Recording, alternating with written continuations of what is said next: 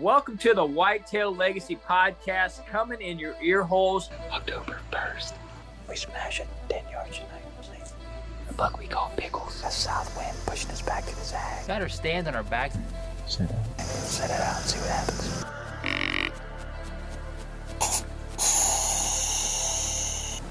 You on it? All right.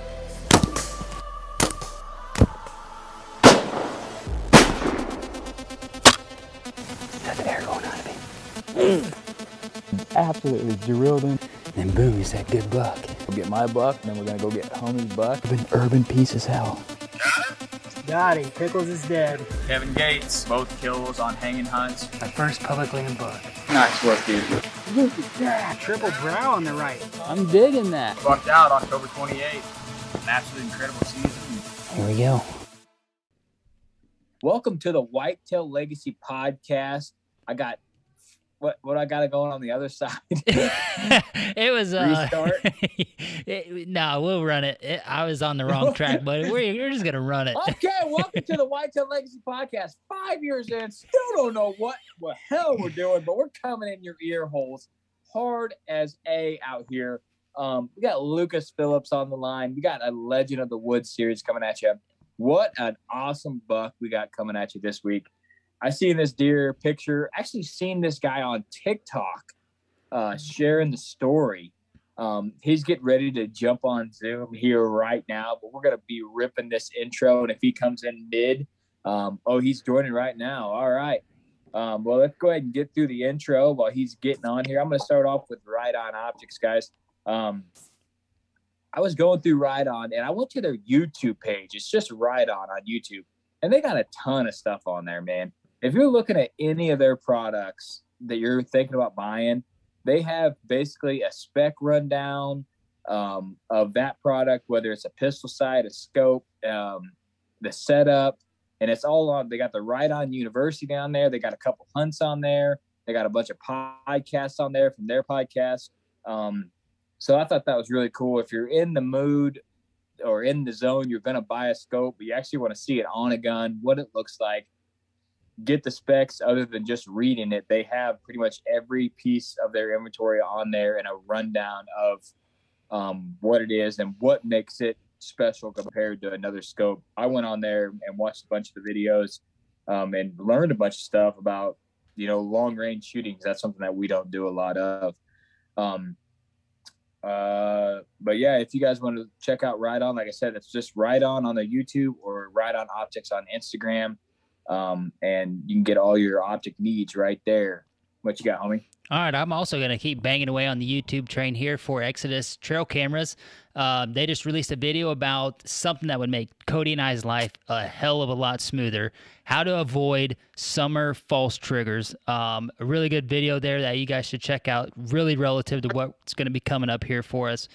And on top of their YouTube channel with their great playlist of tactical tips for you guys for trail cameras, they're also putting out podcast Trail Cam Radio. And don't forget, when you guys buy these trail cameras, they are backed by a 5-year no BS warranty covering theft and damage. You just literally set that sucker on a tree and forget about it. And it would be pretty cool to watch a buck grow when, from day one, if you were in a bait state that we've talked about before on here, and get them coming in, and that you could literally watch that buck grow right in front of your eyes, almost live if you wanted. So check them out, ExodusOutdoorGear.com, guys. What's up, Lucas? You hear us? Going on? Yeah, I can hear you guys. How's it going, man? There we go. Good. How you guys? We got you right on the intro here. I seen you were hopping on. I figured we'd run the intro and then we'll get right into it. But yeah. Appreciate you coming on, man. No, I appreciate you guys having me on, for real. Yeah, I'm excited to hear this story. Like I said, linked up through TikTok of all the places, which is weird, what I mean? Right. But it's a social media, so we're kind of lax on all social media, but we use all social media, So, but I was like, man, I want to hear this guy's story, and if I want to hear it, I know there's a bunch of other people else that want to hear this also. But we're gonna get through. Well, we got 2 more ad reads here, homie, and then we'll get right into it. Sound good, Lucas? Hey, sounds great, man. I'm here. All right, what you got, homie? Last Breath TV, guys. We're switching directly into deer season mode. Grant and Gary were out doing some prep work here. Actually, today, Matt and Jesse doing some work out there last night. So you guys are going to be seeing the content shifting there hard right into deer season and summer prep work. Also, check out their YouTube channel and every podcast every Monday morning. Right on. Is that it? That's it, man. All right, Lucas. Well, like I said, appreciate you coming on, man. Like I said, you hopped in kind of right in the middle of this intro right here, but seen the buck on TikTok, and I was like, damn, that thing is it's just super unique. Got everything the guy could dream about in one deer, and I love those main beam droppers. Yeah, I don't know what it is. There's just something about that just. My buddy from Missouri's got one, and I just love that. You know, it's so cool, so unique. You don't see it on a lot of deer, you know? No, you really don't. And especially off the main beams. I mean, I went ahead and brought him. It's funny because I'm out in my camper because trust me, I can't do a podcast in my house with my kids. Oh yeah. I'm out in my garage. Homie's in his basement. Same way. Not going to happen. Yeah. So I got to be out in the camper, but I went ahead and set up and brought him out here. You know what I mean? So I was like, I might as well bring him out here and set him up. But he's one of a kind, man. I mean, I love the way, like you said, he's got the double drops off the front of the main beams. I love how the main beams swoop up. You know what I mean? Yeah. They don't come out; they just swoop up, and they're bladed. Both main beams are completely bladed, man. It's just and then all the stickers. He's got everything. He's got everything except for the brow tines. Yeah, you know what I mean? Yeah. Brow tines. But my one buddy, when we found him, he's like, man, you should have gave him another year, dude, with them brows. He would have had brows next year for sure. Right. I was cracking up. I was like, yeah, right, whatever, man. Yeah, whatever. No, man. Like I said, I seen the picture. Props to you. You took some really good photos of him. And it's funny you share something like that on TikTok, and a guy like me, I'm like, I got to hear the story. So, go ahead and give a brief introduction of who you are and what you do, and then we'll get right into the story here. Yeah. My name's Lucas Phillips. I'm 43. I'm from Indiana. So I'm a whitetail hunter. I mean, if you're from Indiana, you're a whitetail hunter. You know what I mean? So I do travel out west. I started going out west about 3 years ago. Me and a couple buddies of mine go out there. Actually, me and one of my other buddies now go out there. The other guy, he doesn't really go with us anymore. But we go out there and we chase elk with our bows in the mountains down in Colorado, southern Colorado, down in Pagosa Springs. I'm a licensed plumber, so I'm in the trades. I do some concrete work as well, but I'm licensed in plumbing. I've been doing plumbing for about 19 years. And I just actually ventured out on my own about 6 months ago. So I'm actually doing my own thing now. So I've been hunting. I started hunting at an early age, but nobody in my family hunted. I actually had a buddy of mine introduce me to hunting. You know what I mean? He got me into it and kind of introduced me to it. And I did it off and on over the years. And then in 2015, I really got passionate about bow hunting. You know what I mean? And I went just like strictly for bow hunting. I was like one of those diehard guys, like I'm hunting everything with a bow. You know what I mean? So, which, I mean, I don't have any problems with gun hunting or anything, coyotes and stuff like that with a gun, but I'm just a very, very passionate bow hunter. So, but that's me. That's awesome. I mean, it's awesome when you get the bug and it all hits you at once like that. I kind of the same way. I didn't grow up. No one in my family hunted, and I had a buddy who kind of showed me and trickled down like that. But once you find something you like, and then especially killing a buck like you did, you're definitely hooked. You're like, okay, this is what I want to do. So I think you had a name for the buck on the TikTok, but I can't remember what it was. Yeah, I actually called him Double Drops. Double Drops. Okay, awesome. All right, on. So go ahead and just get right into the story of it, man. I'm excited to hear. Well, to be honest with you, it's kind of weird. I don't know, but going back to how I got permission on the farm, you know what I mean? Because I got permission to hunt this place. And it was funny because I was doing a plumbing job for the guy, the guy that owns the place, and he doesn't live on the place. He lived in town.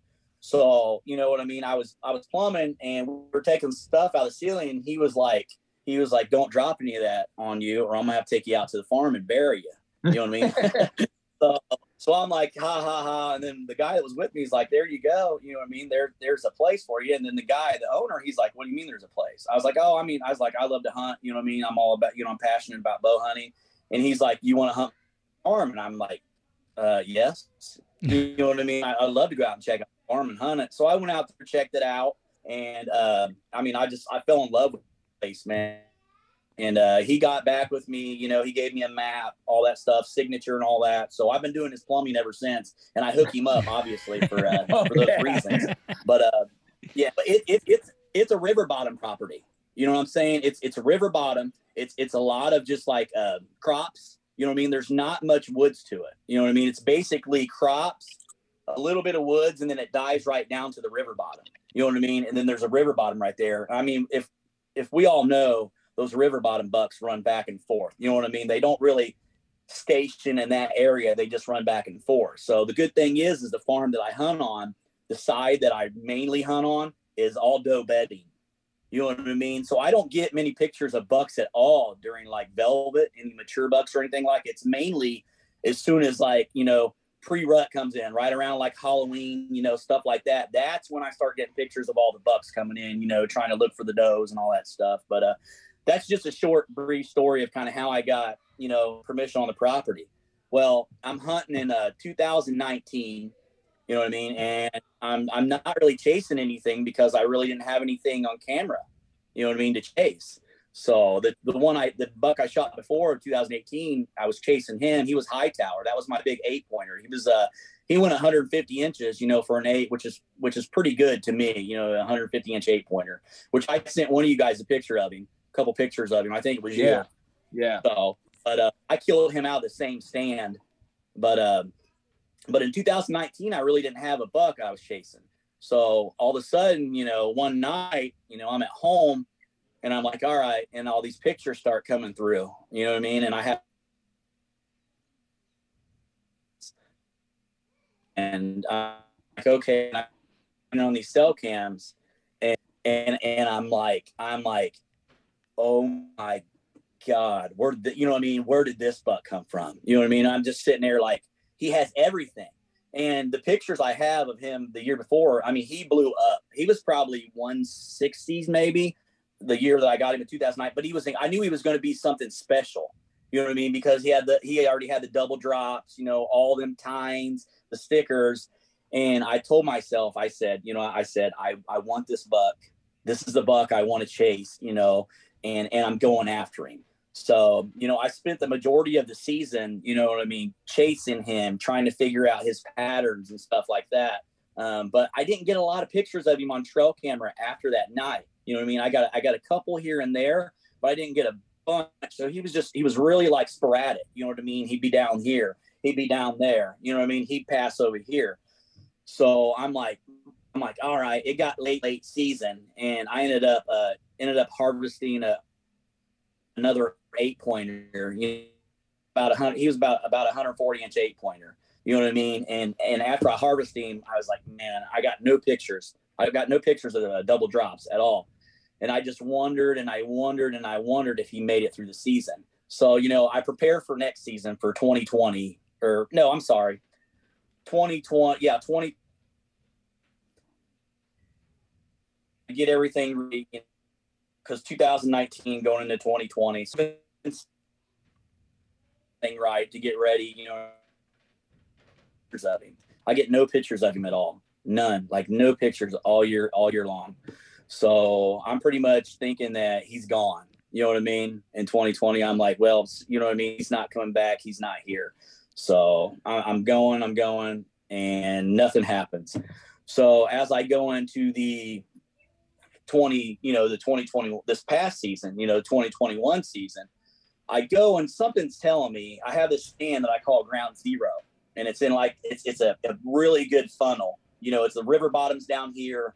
The field is out here. And then the stand is basically in the corner of the woods. So it's a great funnel for them to come through.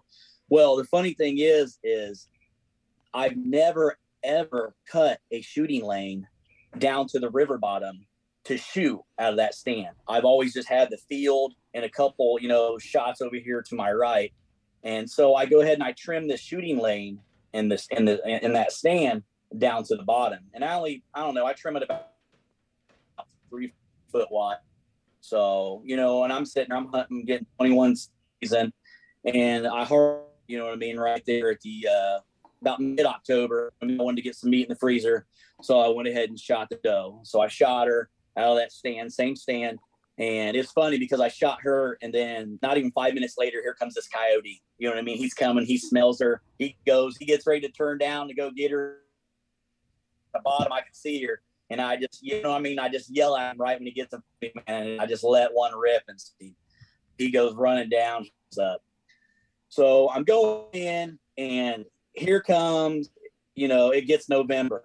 That's my 2 or 3 weeks off. And I spend most of my time in the woods like we all do during the rut. You know what I mean? I love the rut. I got the rut fever. I'm in there, and my favorite day of the year is November 7th. That's my big 8-pointer. And that's when I shot a couple of my other bucks. So I'm in there on November 5th, and I have a Glendale 3D target. And I'm like, you know what? I'm going to set this thing out, pull the antlers off of it, and I'm going to act like put it out as a decoy. So I put it out there, and I'm sitting there. At about 9:45, I have this 9-pointer. He's coming in, and I'm talking like master day. And he's 160 plus. He's huge, man. And he's coming in. I got my bow. I'm getting ready. He comes into like 40 yards, and then he does this number where he just peeks his head up. Then he just turns around and just beelines, where he came. And I'm sitting here, and I'm like, man, that's it. You know what I mean? I said, my season's done. You know what I'm saying? I said, it's over. I was like, that was my chance, to get a shooter buck. So I come home, I tell my wife, I'm all disappointed. And she's like, I would like to go somewhere Sunday. She goes, I know it's November 7th. That's your day. She goes, but I'd like to go somewhere. And I was depressed. And I was like, you know what? Let's go, honey. I was like, whatever you want to do, let's go. You gotta make time for the wife, you know what I mean? And the family. So I'm like, all right, well, Saturday night, she's like, you know what? I don't want to go tomorrow. I decided I didn't want to go. I said, are you sure? She said, yes. All right, I'm going. So I up in the morning, I get my gear on like usual. I get out there, I get in the tree stand, everything starts coming alive. I love it. I love being there in dark, and then all the, the woods, the nature, everything comes alive. So everything starts coming alive. Okay. I'm sitting in the stand, and I'm just sitting back like this, and down on the river bottom, I hear some crunching. So, I'm getting ready to turn around. I'm like, it's probably just a doe. Well, I look over my shoulder down there, and it's full sun that day, no clouds. And all I see is these 2 big tines right here. That's all I see is these 2 big tines on the side. You know what I mean? I was just like, oh my God, it's a shooter. It's time to get ready. So I reach over, I grab my bow. I'm left-handed, so I have to literally grab my bow. I have to spin completely around in the tree stand, you know what I mean, where he's at. And I get around to about where I'm getting ready to get set, looks up. I'm like, oh my God, I'm busted. You know what I mean? So I'm sitting there like still, I'm just like, and the sun's so bright, I don't think he knew what it was. You know what I mean? So he puts his head back down. He keeps walking. And at this point, I still don't know what buck it is. You know what I mean? I'm concentrating on get ready mode to make the shot. So he starts going. I literally have to kneel down, like almost like a squat in my stand in order to get the shot down through that shooting lane I made. And I kneeled down, I pulled back, and he got in that 3-foot gap. And as soon as he got in that 3-foot gap, obviously I stopped him. You know what I mean? I don't normally stop deer, but I knew that I had to stop this deer or else he was going to get past it and I wouldn't have no opportunity. So I stopped him, shot him, double lunged him, because you could hear that pumpkin. You know that sound. You guys know that sound when you hear that pumpkin like popping, and it's like boom, and he takes off, and I'm just like, you know what I mean? I knew it was a good shot, and I'm kind of watching him, but the woods is so thick there on that river bottom that I never seen him go down. So I, you know what I mean? I do my my calls like I call two of my best friends, you know what I mean? The guys, they're my hunting buddies. They're the ones I call. I talk to the guys I go out west with. And I'm like, I'm an emotional wreck. You know what I mean? I'm literally almost in tears. And I'm like, I just shot a giant. You know what I mean? And I'm like, you guys have to come out. So they got together. My one buddy, his wife and son came out. My other buddy came out. And we have a mutual friend named Clay. He's a professional photographer. And my one buddy that come out with him, he has a outfitter's business here in Indiana. He's a good friend of mine. And he comes and he takes photos at his outfitter's business, and he's like, do you want Clay? And I'm like, yes, bring Clay. I was like, he's got to come. You know what I mean? I said, I knew this was a big buck. You know what I mean? So they get out there. We go tracking. And I don't know if I think you follow me now on Instagram. There's recovery videos on Instagram. I don't know if you've seen it or not, or watched the recovery video on there, but the recovery video. But we're tracking, and there's like little blood drops here and there. And it's because I use a single bevel broadhead. I'm one of those guys, the old school. You know what I mean? That's what I shoot, as a single bevel broadhead. And I was like, I know it's a good shot. So we get like 30 yards, and then about 40 yards, all of a sudden, just he's everything's coming out of his mouth. You know what I'm saying? And there's just piles of these big bubbles, and we're tracking. And as we're tracking, I kind of look up and I see this foot like laying like this, you know what I mean, on the other side of this tree. And I'm like, we got him. You know, I got him, boy. If you watch the recovery video, you know, but I said, I got him. And, you know, I jump and give my buddy Ryan a hug, you know what I mean? And then we walk over there, and as soon as we get around the tree and he pulls the head up, he's like, I don't want to curse on your guys' podcast or not, but he's like, fuck yeah. He goes, fuck yeah, you got him. And I look down and I'm like, oh my God, it's the double drop time buck, man. I'm jumping, dude. I'm like screaming, dude. If there was anybody else hunting within a mile, I probably ruined their hunt. You know what I mean? Once I found out it was him, man, I mean, I was just beyond pumped. But I feel that like it was crazy that my wife canceled. That was the first year I ever cut that path down to that river bottom. You know what I mean? And it all came together, you know, just like that, man. I mean, it was an experience that I will never ever forget. And the thing about it is he's actually broke off. He had like a 10-inch extra tine that come across him that broke off.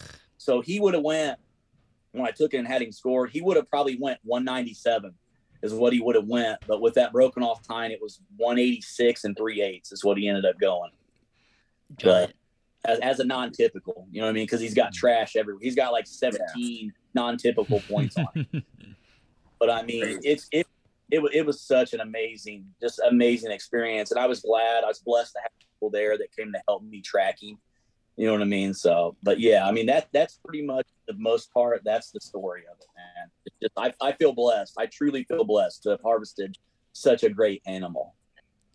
I feel like the giant deer, for like the normal guy, that's how the story goes. It's just like somehow the shit fell into place and you were there at the right time. You know the deer's there. You're putting in the work to kill them. But when you actually kill them, for a normal guy that can't pattern these deer to a T or something, it's just like you made the right call by chance and some shit laid out, and then boom, you kill the giant. You know, and you just got to keep going. And one day you're gonna roll. You know, you're gonna roll the right number and be there. And I'm the same way. When we killed our giant, everybody for a mile didn't know who Mr. Freeze was, but they knew that he was dead. I'm out there like, it's Mr. Freeze. People are like, who is Mr. Freeze? I got so many pictures. Like after I harvested him and I put him on, like, you know what I mean, after the pictures and I put him on there, I had these guys just messaging me with trail cam pictures of him as well. You know what I mean? Guys that have been chasing him as well, you know, and all that. Man, it was overwhelming. You know what I mean? To be able to, you know, see all the other pictures all the other guys had, where he had been traveling at. I mean, he was traveling it was over 7 miles away. You know what I mean? Like he was making his rounds going around. And I knew eventually he would come back. You know what I'm saying? And like when I was in the tree stand, you guys have been there. After I had got pictures of him, I played out so many different scenarios, you know what I mean, of him walking out. You know what I mean? I mean, once you have a picture of deer, you always play them different scenarios. What if he came out here? What if he came out there? What if he comes this way? What if this happened? You know what I'm saying? And it's just, it's amazing. You know what I mean? To be able to go through things like that and actually having the success of doing it and harvesting the buck.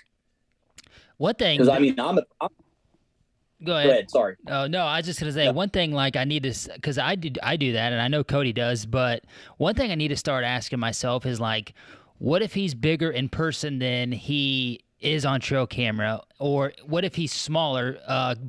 Both Cody and I both had encounters with deer that were smaller than we thought they were. The split 3 buck was a little bit smaller, and then of course the buck you shot, Cody.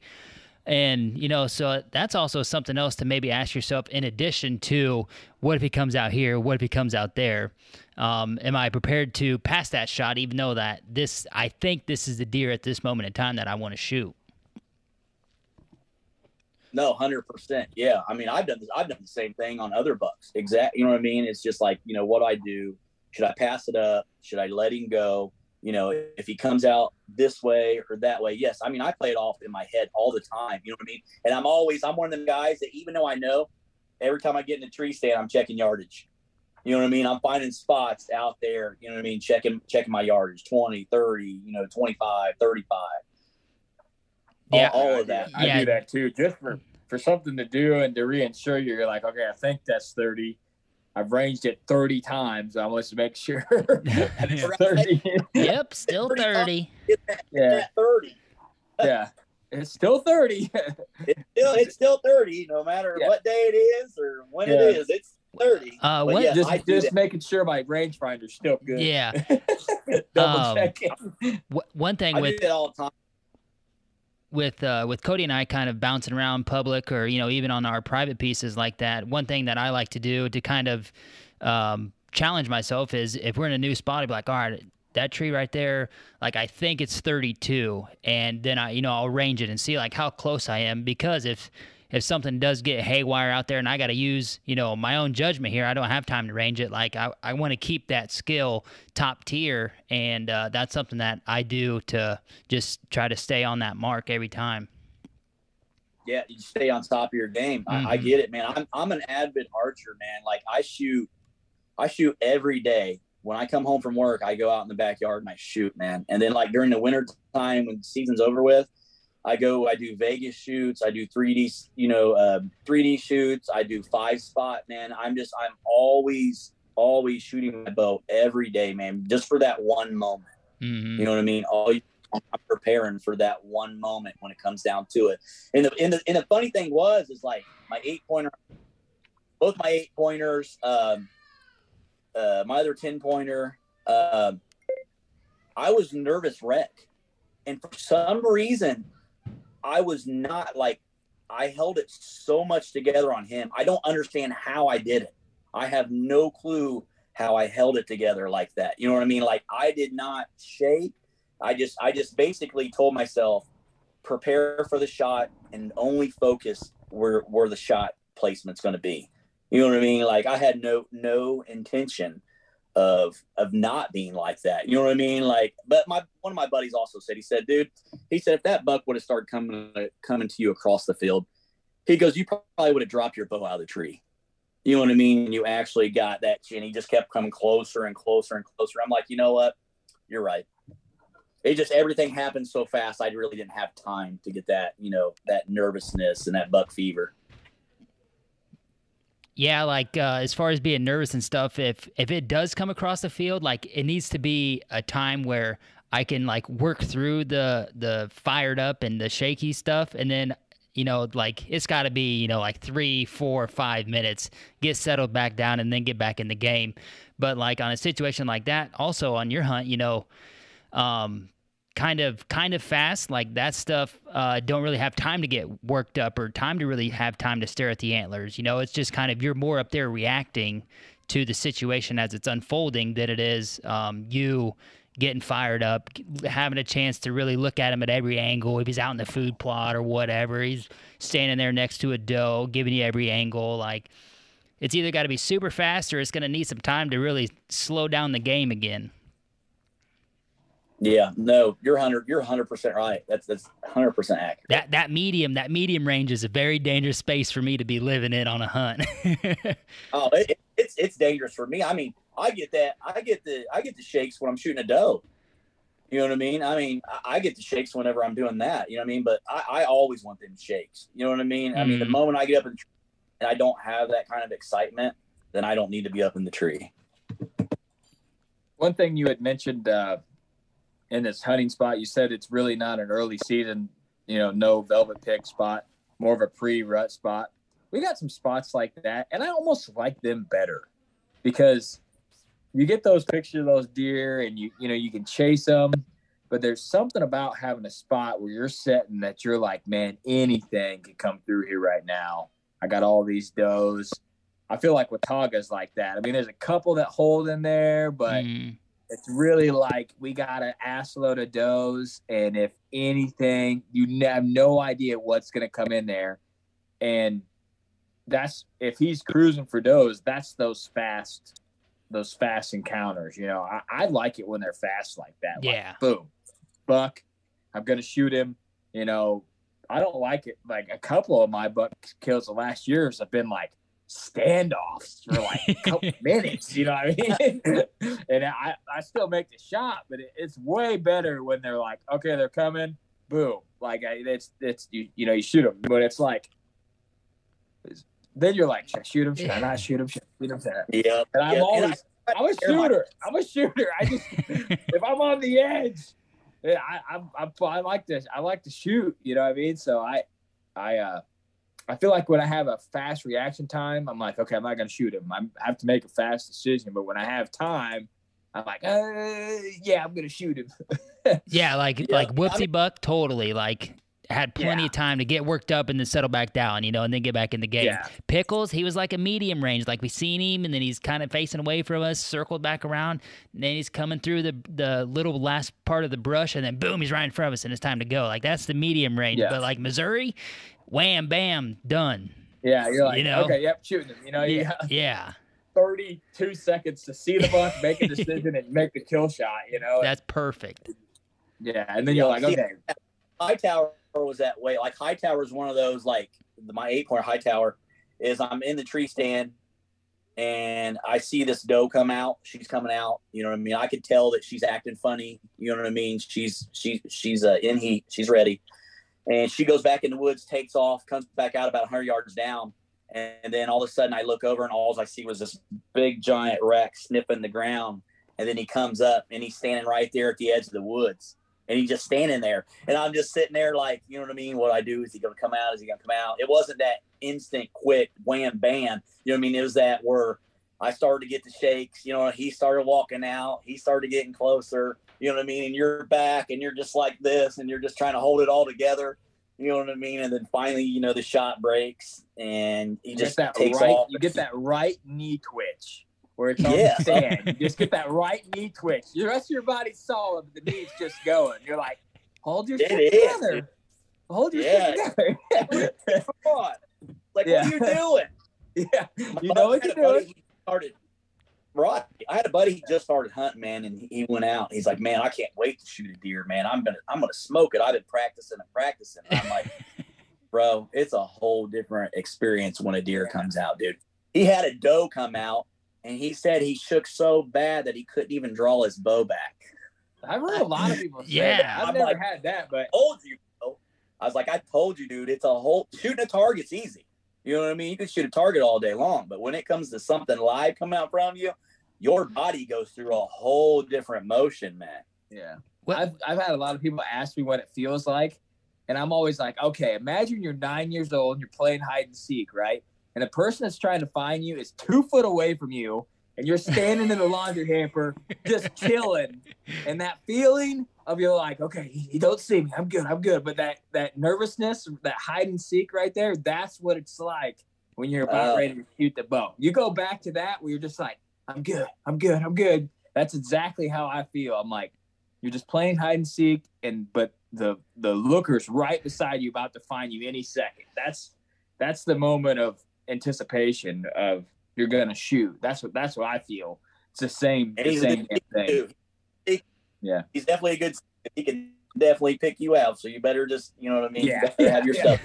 Yeah, but yeah, so like I said, that I like those kind of areas where you don't really have a target. You have some target bucks that you knew kind of went through there in the past years, but you're not like, I'm going to target this deer all year. You know, you're like, I'm going to go in there during the rut. And you normally have some really good hunts in those type of areas. Like during the rut, you know, there's going to be the odds of a buck being there are pretty high. And I also like that you shot a doe out of that stand early. There's something about shooting a doe out of a stand or an area. It just gives you a little more confidence when it's time to actually, you know, kill the buck. You already killed a deer out of that stand. You went through the process of drawing and especially if it's on the same trail. Like if you kill a doe, you're like, I killed a doe on that same exact trail 2 years ago. Like it's still in your mind that, all right, that's 23 yards. You know, I killed that doe.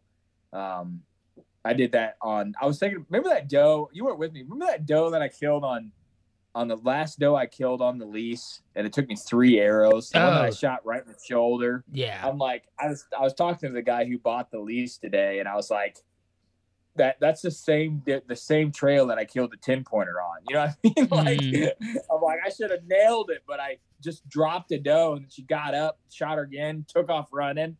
I had to shoot her again when I got up to her. I'm like, God, these things wasted $39 worth of arrows on it. Tough, man. Well, see that stand, the last 3 bucks that I've shot have all died within 10 yards of each other.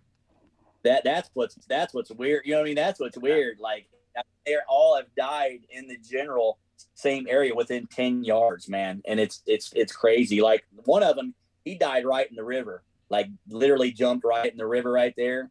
And he died. I called him Scrappy, dude. That was an amazing. I'm sitting there in the tree during the rut, and this little buck and this doe come down the hill, and they literally bed. He beds like 20 yards in front of me. And he's like, you know, meh, meh, all around her, you know what I mean? Just trying to bug her. And she gets off and she goes up the hill, and then he goes after her. And then all of a sudden I look and I see these two does just beelining straight for me in the woods. I'm like, what is that? And then all of a sudden these 2 bucks are dead behind her, man, or behind them. And they come in, and it was like a TV show, like a movie, man. They get like 20 yards in front of me, dude, and they start battling it out, man. I'm talking like flipping each other on the ground. I mean, just cranking and cracking, dude. And they got up, and the Scrappy dude, I was like, you know what? This was awesome, dude. You know what I mean? I had to shoot him, man. It was one of them experiences. And that's what it is for me. It's not necessarily the size of the deer. A lot of times I like the moments that you have, you know, it's all about the memories and the experiences you have in the woods. You know, a lot of it is to me. Of course, I mean, we all want to shoot big, mature bucks. You know what I'm saying? But I mean, I love having the experiences when I shoot a doe or whatever. You know, it's totally different. I have never got to see one battle it out yet.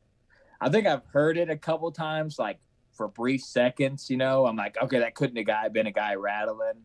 But I haven't got to hear or see them actually. Like, I've seen them like tickling in like a field, you know, early season, but never like a drag out fight, which I think would be, you know, epic to actually see and film if you could film it. But let's keep going eventually. But we don't, I mean, a lot of our deers aren't even busted up like they fight a lot. It's just like, I don't know. At least on our public police, I mean, none of those deer. Everything's clean, intact out there, but everything's clean, intact. They don't rub at all. I mean, like they ain't doing anything bucky out there. I think maybe there's just so many does that they just don't have to compete as much. I don't know. That could be true. I mean, it really could. I mean, if there's that many does out there. Yeah, the G3 buck had his main beam broke off, so he got into something, you know. But I mean, really, other than that, there wasn't any other buck on there that was messed up. And he went on a vacation, so he probably went down with a big boys' place south of there, about a mile, and got his ass whooped by 190. You know what I mean? Right. That guaranteed down there. That block, we're like right on the edge of the best block in the county. It's just like, man, we need to be a quarter mile south, and we'd be really in the game. Just a little bit more. Just a little push south, and we'd be solid. But yeah, those river bottom spots like that spot you got, man, that sounds like a spot that's just going to be good for years and years and years. And it's got to be, it's like a right time, right place. You know, it's a pinch point. You got the does, go there in the rut and set it out. Set it out. I have another buck that has been coming through, but he comes through a little bit more regular than what the double drop time buck does, but he's still just coming through. You know what I mean? Checking in that doe bedding and stuff like that. But, I call him Dasher, and I'm hoping to look forward to maybe connecting with him this year. He's let's just say I call him Dasher because he's got a rack as big as a reindeer. Oh, Wow. Yeah, he's pretty close to this guy. Nice.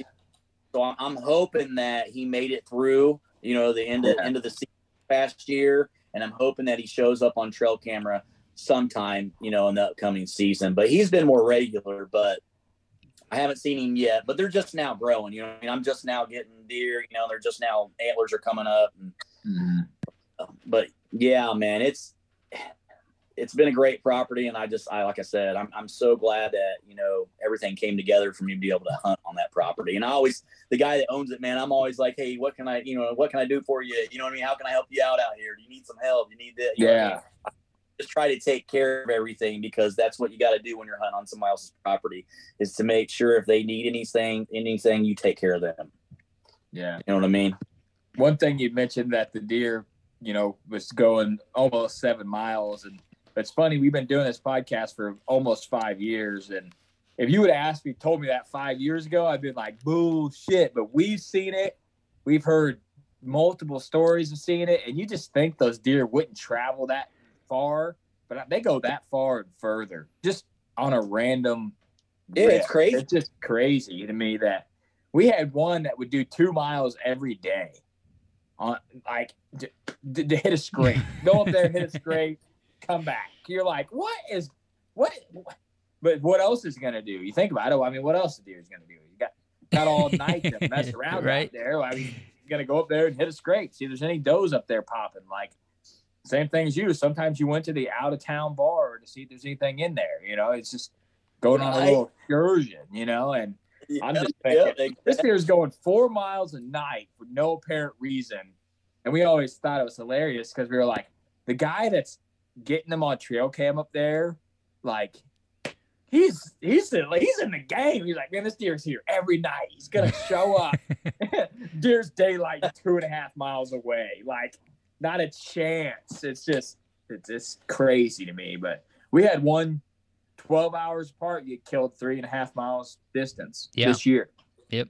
So we had him on trail cam 12 hours. He was killed 3.5 hours away. We're 3.5 miles away. So yeah, it's insane, dude. I mean, it really is insane. I would like to see, to be honest with you, I'd like to see the deer that broke off that big extra time that he was that fought. Yeah. I would love to see that deer. Yeah. And it's just like you said, everybody had trail cam pictures of. We're finding that out too. Everybody thinks they got some hidden buck that no one knows about. There's 4 or 5 guys that know about that buck, got pictures of him, seen him, something. There's enough people out there. Before you ran trail cams, everybody ran trail cams. I think there was mystery bucks, mystery giant swamp bucks and stuff. But now I don't think there's very few bucks out there that are a mystery. You know, even if you found them, someone else has found them. You know, there could be a buck that just pops up out of nowhere. And, these days, for sure. The technology with the cell cams, you know what I mean, and everything. Yes, dude. If there's a buck out there, somebody has either seen him or, you know, got him on camera. I mean, and no doubt about that these days. I mean, man, but the thing about trail cameras is they'll also drive you insane. Mm-hmm. You know what I'm saying? They will drive you insane on a certain deer. You know what I'm saying? You're like, you'll go all year, you'll have pictures of that deer all year, and you'll go all year and you'll never see him during daylight or never get a chance to shoot him, man. It drives some people up the wall. some people get obsessed and they're just in and out, all the time checking their cameras. I mean, especially if they don't have cell cameras. Yeah. It can definitely be obsessive. It can definitely change the way you hunt. It's changed the way we hunt. It's changed it dramatically one way to dramatically the other way. It's just the last 5 years has been insane for we all. You grow, and I think we've had the advantage of talking to so many people on these podcasts. To grow, a little faster than the guy that's just out there with no intel, learning by himself. But what we did 5 years ago with trail cameras is completely different than what we do now. And then we had a year where we had to figure out a bunch of property, and that was awful. I don't ever want to go back to that. Like if I wanted to go back and figure out a giant piece of public, I don't think I would ever do that much work with trail cams again. Like you're running 30 plus trail cams and trying to cover that much ground. And then you realize what is insane to me. And you realize that there's about 5 bucks out there that run the whole entire thing, and they're in the same damn spots, and no one ever kills them. It's just like we got the same 5 bucks for the last 3 years. We haven't killed them. No one else kills them. They're still out there. And then you run a camera somewhere new. You're like, okay, I'm going to get a random buck. You run it all year. Same 5 deer. You're like, there's nothing else out here. That's crazy. That is right there. Multiple times. Yeah. Wow. Yeah. Wow. And then you run something a quarter mile away, and it's completely different bucks. There's like a hard line, and then you're like, never seen this buck before, never seen this buck. It's like a whole new world. A quarter mile on the same piece of public that way. It's just it's insane, and I have no idea why it's like that, but I could set you on one draw and I'd say, all right, you got the chance to see about 4 bucks here, 4 different shooter deer, and that's the only deer that you're going to see other than fork and horns and spikes. So I hope you're cool with that. Yeah. Don't get too excited because you got 4 bucks, and it just blows me away that we're running them on scrapes, we're running them on all those ridges, and it's just same 4 or 5 mature deer, and they're not getting killed. It's just crazy. But all right, man. Well, we appreciate you coming on and telling us your story. Just for our listeners, where can they follow you and see some pictures of this buck? You can follow me on Instagram at Outdoor Hunter 38. I'm also on TikTok at Lucas Phillips 21. So those are basically, I have Facebook, but basically the social media platform I use is Instagram and TikTok. Yeah, I pretty much feel like our Facebook's just there because there are some very few people that use Facebook, but it's dry. Our Facebook's dry. I'm not even on Facebook in general. Like, I don't even know why I have a page. I'm not ever on there. You know what I mean? It's just not for me anymore. But all right, man, well. Either. Yeah. I get on Facebook just like to check on like old friends or something like that. And that's about it. But hey, man, I appreciate you guys having me on the podcast, man. I really do. Yeah. I think a buck like that story deserves to be told. You know what I mean? And the people around your town might have known it, but I didn't know it. And there's something definitely everybody can take away when you're talking about a giant deer. And hopefully there's one person out there that made a connection with a buck they're after. And, the main goal is to try to help them be successful on the giant they're chasing, Yep. 100%, man. 100%, no doubt. Well, best of luck this year on Dasher. Yes, man. I'm getting ready. I'm getting ready to prepare. Our turkey season's over today, which I think it was way too late this year. Then I'm getting ready to go out and start preparing stands, and then I'm going to get ready to go out west because we leave for out west on September 2nd to go out and chase elk again in the mountains. So, sick. And then right back to whitetail as soon as we get back from elk. So, appreciate you guys having me on. All right. Well, we hope you enjoyed that Legend of the Woods. We love these stories. Talking to just a normal dude in Indiana who got it done on an absolute legendary buck. And the stuff just fell into place, and that's how it seems like it happens on a lot of these stories is, just out there putting time in and stuff falls into place. But make sure and follow Lucas. He did mention kind of after we were bullshitting up the show, he does have a YouTube. It's Outdoor Bow Hunter, and he does kind of have a vlog style of setting a stand up and going after this deer. So if that's something you want to check out, go ahead and check that out there. You got anything, homie? No, I just appreciate him coming on and telling the story, and I like how he got into talking about the ampness of the encounter, and that just talking about that got me kind of fired up, and I'm really looking forward to these next few months of getting through the summer. Yeah, get through this hot summer part, and everybody starts thinking a little more whitetail, and I think like I said, something about those 4th of July fireworks. People start waking up. Oh shit! I gotta get my shit together here. It's deer season.